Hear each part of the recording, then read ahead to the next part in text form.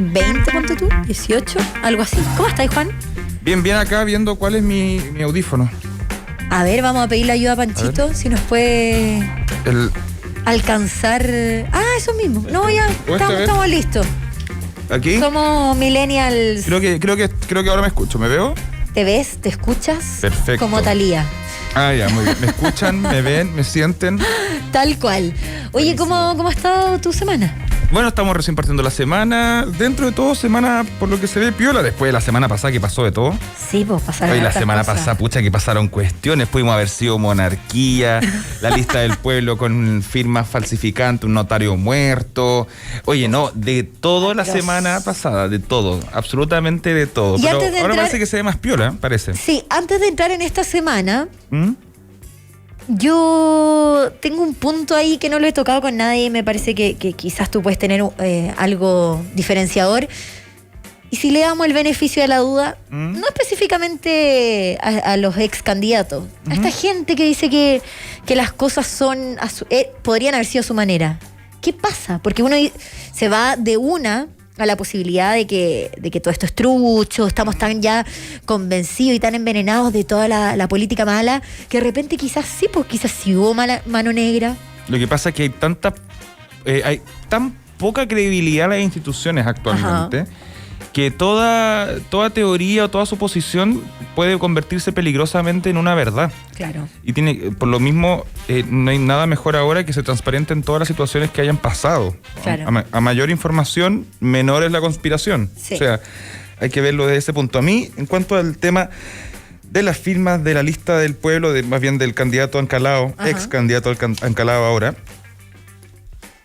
me llama la atención lo siguiente, y yo creo que esto nos obliga como sociedad a ya empezar a exigir una verdadera reforma de digitalización, de modernización de todo lo que son los notarios, los conservadores de bienes raíces. Oye, sí. Porque, ojo, el detalle de que se haya descubierto que se habían firmado estos patrocinios ante un notario muerto fue por exclusiva coincidencia del presidente del CERVEL, que sabía del fallecimiento de esta persona, no porque haya pasado un sistema de filtro digital o humano, da lo mismo, que haya dicho como, alerta, esto no vale, sino que fue exclusivamente por coincidencia. O sea, de no haber existido esos reducidos grados de separación entre el notario fallecido y el presidente del CERVEL, jamás nos habríamos dado cuenta. Quizás hubiésemos tenido un candidato por el que la gente hubiese votado y que jamás hubiera sido legitimado correctamente su candidatura. Entonces, verdad. Y es algo que no se ha comentado tanto, encuentro yo. Sí, o sea, yo creo que esto, aparte de que tenga que desarrollarse las investigaciones correspondientes en la situación de las firmas de la lista del pueblo, yo sí creo que hay que revisar las firmas. Yo creo que todos aquellos que juntaron firmas para ser candidatos, sobre todo aquellos que están ya ejerciendo un cargo. Y paralelo a eso, paralelo a este hecho puntual, hay que impulsar rápidamente una reforma y una modernización al tema de los notarios. Total. Y al tema de los conservadores de bienes raíces. Yo sé que existen proyectos en la Cámara y en el Senado que por supuesto que están paralizados. Yo creo que este es el momento de modernizarlo, de dar un salto al desarrollo tecnológico en estas materias, sobre todo que estamos en un proceso donde se puede cambiar la Constitución. Yo creo que es el momento de dar un nuevo salto a la modernización de nuestro país en estas áreas. El primer salto importante post-dictadura en cuanto a la modernización de cosas del Estado fue en la época de Lagos. Puede haber sido, que se hizo algo potente ahí, pero todavía seguimos con eso. Yo creo que eso es lo fundamental en cuanto a la crisis de las firmas de Ancalao, que hay que investigar lo que hay que investigar y hay que juzgar lo que hay que juzgar, pero también hay que actualizar el sistema para que una situación así no vuelva a pasar. Eso es fundamental. Buenísimo, eso es fundamental. Sí. Me gusta tu análisis de esto que pasó la semana pasada y ahora nos metemos de lleno a esta semana. Vamos a las redes porque en general esta semana hay temas, pero parece ser hasta ahora bastante más calmada de lo que han sido las anteriores. Sí, es verdad. Pero hay un tema bien interesante que lo tocó Fernando Pausa en la noche en Tolerancia Cero, que tiene que ver con estas organizaciones tuiteras, por así decirlo, que buscan instalar temas en la agenda, en esta nueva esfera pública que son las redes sociales, en particular Twitter, que es como la red predilecta de los medios y también de los políticos. Hay que entender Twitter como un microblog, ¿ya?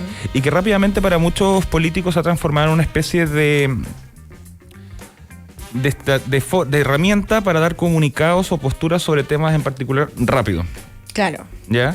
Como que los políticos y las autoridades pueden opinar de todo. Pueden hasta programarlo. Claro, en 240 caracteres. Uh-huh. Eso desde parte de las propias autoridades o políticos, candidatos, etcétera. Pero pasa algo muy interesante que planteaba Fernando Pausen anoche y que tiene que ver con tergiversar un poco la realidad, uh-huh. ¿Ya? De instalar cosas que en realidad no son así o no son tan así. Y esto tiene que ver con los famosos tuitazos, los famosos bots orgánicos, y yo creo que aquí tenemos que separar qué es lo que es cada una de estas cosas. ¿Qué vendría siendo un bot? ¿Cómo lo separamos? Claro.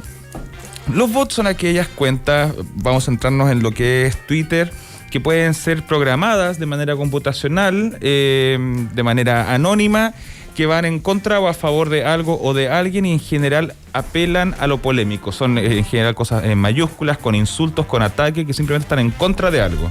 Igual hay diferentes tipos de bots. Hay diferentes tipos de bots. El que pone me gusta, el que retuitea y el que ya empieza a emitir. Claro, o que hace los tres, derechamente. También, ¿ya? Claro. Esos son unos, pero a mí lo que más me preocupan son a los que yo llamo los bots orgánicos. Ya. ¿Qué vendría siendo un bot orgánico? Que no hay una sistematización de la creación de estos mensajes prediseñados de ataque o de crítica o de insulto o lo que sea, o de retuitear, ¿ya? Sino que hay una estrategia más humana, ¿ya? Que se coordina principalmente a través de WhatsApp. Claro. Al final tú haces grupos de WhatsApp donde tú ingresas sugerencias de párrafos, por así decirlo, para atacar a tal persona o para posicionar un tema. Por ejemplo, se puede organizar y es como ya, todos en contra de la Camila Vallejo, ya, claro. Todos contra el diputado Chalper, da lo mismo. Y en algún minuto hubo incluso muchos hashtags como las lindas de no sé qué, las lindas de Cast. Total, ¿no? Hay de todo. Y de las hecho, rubias de no sé dónde. Había un hashtag hace algún tiempo y en esto se centraba principalmente Fernando Pausen en su el minuto de confianza, creo que fue en Tolerancia Cero. Por ejemplo, estos hashtags como renuncia al Inconao. Uh-huh. Ya se descubrió que, por ejemplo, esos hashtags en contra de la presidenta de la Convención Constitucional uh-huh. Fueron hechos a partir de esta especie de bots orgánicos, que no es real, o sea, realmente tratan de exagerar la postura de un grupo de personas para que hagan creer quizás a terceros de que esto es una percepción general de un hecho en particular, y no es así. Es lo que yo llamo también, tanto en redes como en la vida real, estas minorías ruidosas. Ajá. Son pocas personas, pero pucha que hinchan. De todas maneras, y eso puede ser peligroso políticamente. Totalmente. ¿Los partidos están preocupados? Yo creo que los partidos, más que preocupados, están interesados. Y eso es lo preocupante. Ajá. Porque lo tratan de hacer a beneficio de sus propios intereses partidistas o de agenda de temas que quieran posicionar en alguna discusión, ya sea legislativa, presidencial, ejecutiva, de la convención, da lo mismo. Pero, Juan, esto ha sido algo como renovar como este fantasma que existía en nuestra época, pongámoslo, ya estamos más viejitos, de que habían infiltrado las marchas, ponte tú. Claro, podría ser. Es algo similar igual. Podría ser, claro, está interesante el punto que mencionas, puede ser algo así como la versión digital del infiltrado. Claro. Que uno decía, no, sabes que esto no lo hace nadie de los que están liderando este tipo de marcha o este tipo de convocatoria. Puede pasar. O también están los infiltrados a favor de la causa en específico que buscan provocar, que haya confrontación, que la persona a la cual están atacando o criticando pise el palito y responda con algo atroz que lo termine perjudicando. Claro, y eso es muy frecuente. En ese sentido también hay diferentes formas. Por supuesto, al infiltrado se le podría haber pagado, se le podría haber dado alguna manito en ciertas cosas. Yo no descarto que existan sueldos o pagos a estas organizaciones digitales de desprestigiar cosas a partir de la mentira o la tergiversación de la información. Ajá. No tengo pruebas, pero no tengo dudas. Pruebas, pero tampoco dudas. O sea, eso es evidente. Es cosa de ver a veces, sobre todo en partidos o movimientos que son considerados por la sociedad como extremos, ya sean de extrema izquierda, extrema derecha o extremo no sé qué. Recuerden que también puede haber extremocentrismo, no es patrimonio solamente de la izquierda y la derecha. Oye, es verdad. Hoy día a tal hora a las 8 vamos a tuitear todos con el hashtag no sé cuánto, y logran como posicionar un tema que pareciera ser como relevante y en realidad no lo están así, o más que un tema, una postura sobre un tema. Y claro. eso es grave. Y lo que está pasando ahora gravemente, creo yo, es el nivel de campaña de desprestigio digital que hay en contra de la Convención Constitucional. Porque es increíble cómo hay una cantidad de tweets, de cadenas, de hashtag, de menciones, de lo que sea, de que la convención no funciona, de que no trabaja, que está pasando esto, que está pasando lo otro, de que se están supuestamente aumentando el sueldo, que supuestamente están atentando contra la República, que supuestamente están atentando contra la libertad de la educación y cosas así, y eso no es así. Esa percepción de que está quedando una especie de desastre en la Convención Constitucional es a partir de estos bots y estos bots orgánicos de grupos organizados que tienen intereses políticos, partidistas y que lo único que quieren es que esto no resulte, lo cual es bastante egoísta desde el punto de vista de un chileno, porque estés de acuerdo o no en la creación de esta Convención Constitucional y que existan personas participando para redactar lo que puede hacer nuestra nueva Carta Magna, de alguna u otra forma es en beneficio de toda la sociedad, incluso de los que no estaban de acuerdo. Entonces, tratar de boicotear esto a través de las redes, tergiversando información, instalando cosas que no son, apelando a la ignorancia y apelando a información parcelada, yo lo encuentro bastante delicado y sobre todo peligroso, porque no existe una legislación acorde al tema de la información en el mundo digital que nos permita investigar y saber quiénes son estas personas, grupos organizados. O sea, yo cuando me entero de que quienes están detrás de algunas cosas son porque esas mismas personas o cercanos me lo dicen y me lo cuentan. Claro. Y yo no descarto que puedan haber personas que trabajan en los partidos, en el gobierno, en el Congreso, que tienen cuentas paralelas, anónimas y que se dedican a explotar más un tema o una postura en beneficio de su empleador o de los intereses partidistas. Y eso es bastante penca. De hecho, un ejercicio sencillo que pueden hacer cuando haya algún tema trend en Twitter. Tendencia. Hagan el copy-paste de los contenidos que suben, que incluso autoridades que suben casi exactamente lo mismo, porque se envía una minuta de qué es lo que debes tuitear, con qué palabras clave, con qué cuestión, y tú puedes hacer un copy-paste y es casi igual. De hecho, es como es para tirar el chiste, y eso pasa mucho en Twitter, donde como llegó la minuta, porque tú cachai que el tiro todo un partido, tuitea casi lo mismo, solo que parafraseado, lo mismo las autoridades, y ojo, esto no es un actuar propio de la derecha o propio de la izquierda, lo hacen todos. Lo hacen todos, o sea, y las personas que estamos en las redes sociales, que nos gustan las redes sociales, o incluso los que solo tienen redes para informarse. También, claro. Tienen que estar atentos a esto. Cuando hay demasiada coincidencia sobre un tuiteo o un hashtag o una mención, no crean que es como porque floreció. Que es el problema, no, en general, vean la similitud de comentarios cuando hay un tema caliente. Potente, claro. Que esté ahí de los primeros. La similitud de las cosas es increíble. De hecho, se nota mucho, por ejemplo, en las acusaciones constitucionales o en las interpelaciones a ministros o cosas así. Es tan evidente la minuta de los del gobierno apoyando al ministro cuestionado y los opositores al ministro tuiteando básicamente lo mismo con un hashtag que puede ser, no sé, pongamos el caso de Figueroa, ¿cachai? Claro. El hashtag Fuerza Figueroa y el otro hashtag como Renuncia Figueroa, y los tweets son calcados. O sea, la verdad, o sea, si no les nace de manera natural tuitear algo respecto al tema, no lo hagan. ¿Creen que la gente que estamos en redes somos tontos? Ya, pero igual pasa el factor de las redes sociales, que no tienen ese control respecto al número, porque por supuesto uno ve un tweet que te llama la atención, que te sale de los primeros, porque también tiene este filtro, esta forma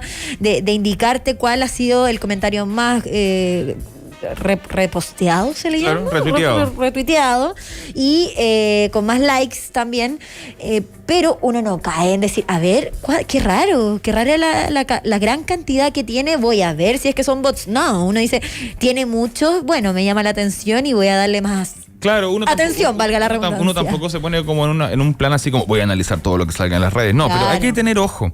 Hay que tener ojo, sobre todo cuando son posturas o menciones o tweets polarizadores. En general, todas estas organizaciones todos estos tweets organizados son para polarizar la discusión, no para aportar. No están buscando convencer a gente, porque convengamos que nadie se convence si llega alguien en mayúsculas a gritarte, oye, esto es lo que pasa, es la cuestión.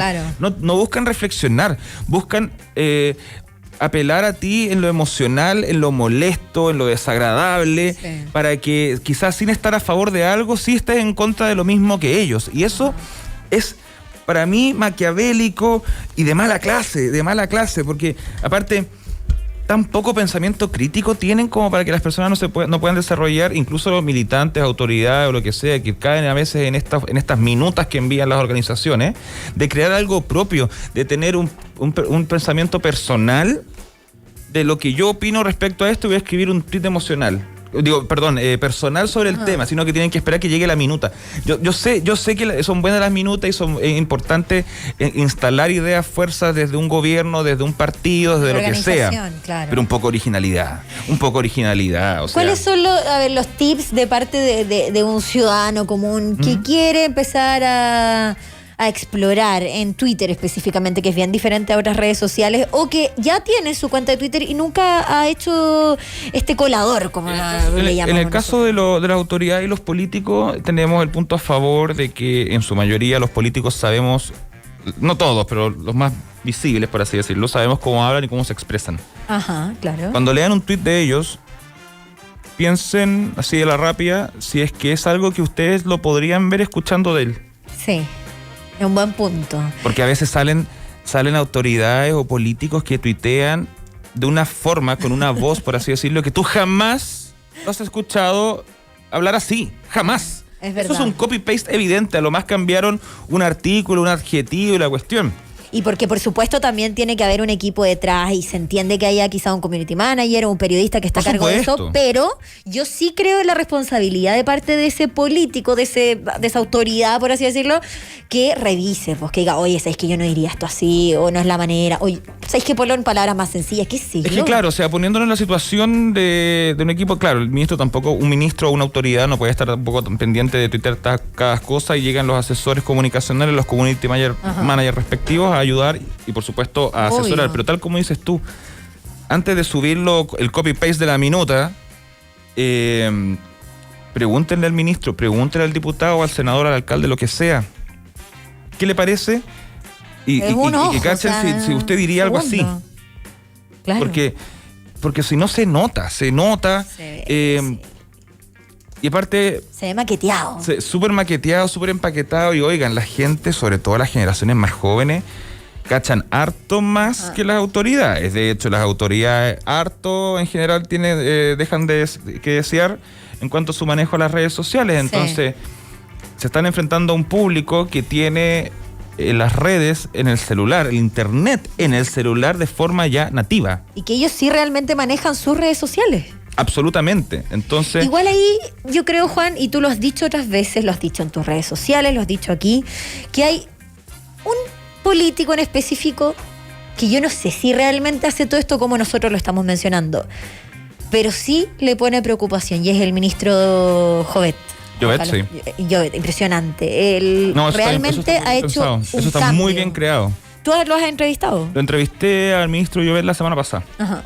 La semana pasada, y hablamos un poco del tema de las redes, y él tenía un punto bastante interesante en cuanto a llegar a nuevos públicos, en la forma en que se comunican estos nuevos públicos, que son los más jóvenes. Sí. Ese trabajo comunicacional del Ministerio de Energía y Minería, en particular el de Energía, porque recordemos que Jovet es viceministro, pero claro, se ha potenciado más en redes en cuanto a energía, ha sido muy notable. Y eso es digno de admirar y también de replicar para las próximas generaciones de ministros, ya sea en su cartera o en otra. Me parece que tomarse el tiempo para hacer un live, para darle un like a algún comentario, si es que alguien lo etiqueta, comentar el sí, dale, démosle nomás, habla con ahí sí. Total. Ahí sí quizás designarlo, háblalo con mi equipo, ellos te van a decir un horario, pero él es el que lleva sus cuentas, se nota que hay una preocupación detrás. Es válido que por supuesto un ministro, una autoridad, no siempre o no necesariamente es él o ella quien personalmente tuitee. Siempre hay un equipo que puede aportar, ayudar e incluso escribir a nombre de la autoridad. Sí. Pero tú estás escribiendo y publicando a través de su voz. Claro. Entonces, convertir Twitter en una especie de microcomunicado súper pauteado, sin ni un gramo de alma, se nota. Sí. Y en cuanto a los bots, ojo. El llamado es a cuestionarse. Yo sé, cuando salga un comentario bot en mayúscula que supuestamente hable de alguna una atrocidad, porque siempre están atacados y cosas así, en estas minorías ruidosas, vean si realmente tiene un punto o simplemente el tweet comparte la emoción que tú tienes respecto al tema. Claro. Porque están estos tweets gritones, con ataques, con fueguitos, con banderas chilenas o con cosas rojas, dependiendo del lado político, apelan a que tú te enojes al igual que ellos de lo mismo. No de que reflexiones. Eso es súper importante. Es verdad. Y Twitter, el gran problema de Twitter, para estas discusiones donde uno espera que haya un poco más de diálogo y no polarización ni obligaciones de postura, y que es lo que los beneficia a estos grupos organizados, de infiltrados en Twitter, de bots y cosas así, es que Twitter carece de contexto. Es verdad.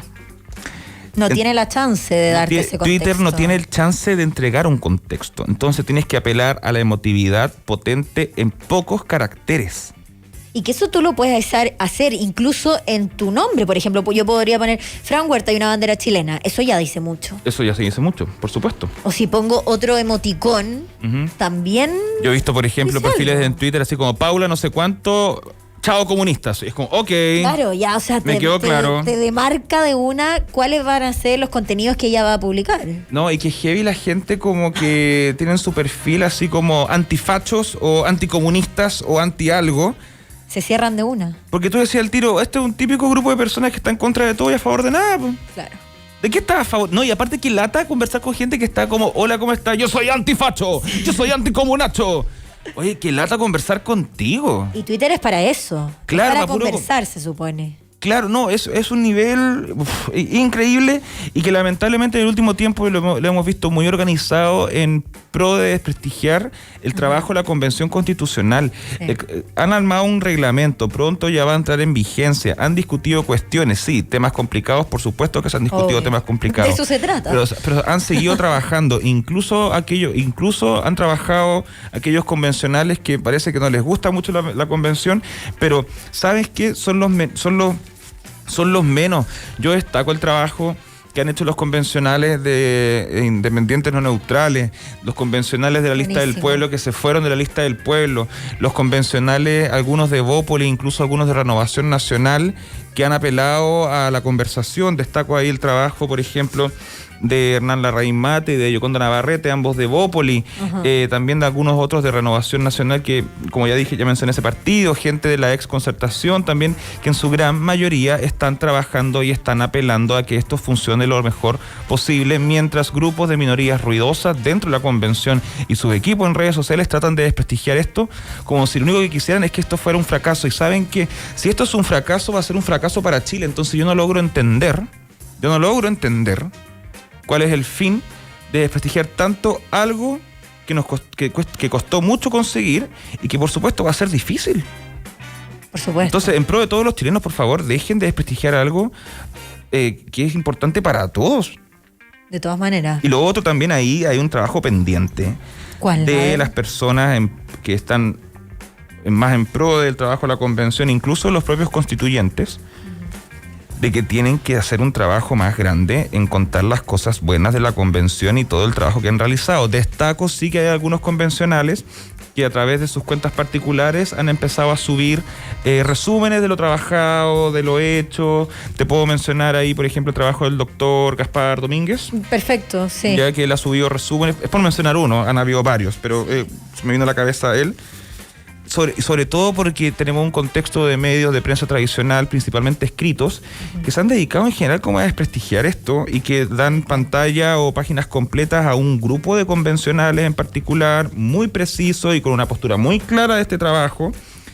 Yo creo que hay que hacer un trabajo enorme a través de los nuevos medios de comunicación, a través de las propias redes sociales de los convencionales, de contar lo positivo o cómo se ha avanzado también en este trabajo, porque si no va a haber gente que va a llegar a votar en el plebiscito de salida bajo un concepto de mentira de minoría, instalado por las minorías ruidosas en Twitter. Tal cual, y a mí me parece que las redes sociales son ese mecanismo, son la forma correcta de hacerlo, al menos así. Yo siento, nuestra generación también se siente más cercana, los siente a diario también, porque recordemos que hay diferentes formas también. Ahí están las 24 horas que tienen las historias, por ejemplo. Entonces tú puedes ver realmente lo que pasó en el día, puedes mostrar incluso imágenes, videos o incluso un texto, si es que ya hay un constituyente que tiene más trabajo de por medio, porque por supuesto hay un trabajo importante ahí detrás. Y tú también siempre lo dijiste incluso antes de que se formara la convención constituyente, que nos fijáramos más en las cosas positivas. Estamos siempre criticando respecto